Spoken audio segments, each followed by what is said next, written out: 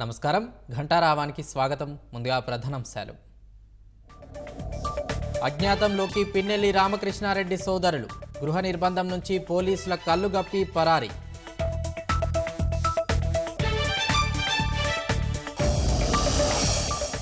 వైకాపా నేతల నుంచి ప్రాణహాని ఉందన్న గొట్టిముక్కల సుధాకర్. కుటుంబ సభ్యులకు భద్రత కల్పించాలని ఎస్పీకి వినతి.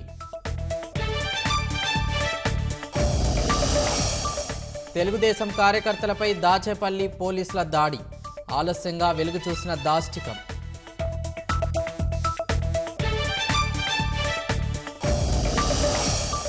కుండపోత వర్షంతో తడిసి ముద్దైన తిరుమల.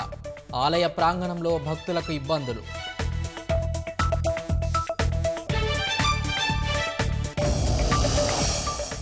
మరో 10 ఏళ్లు ప్రధాని మోదీనేనన్న రాజ్నాథ్ సింగ్.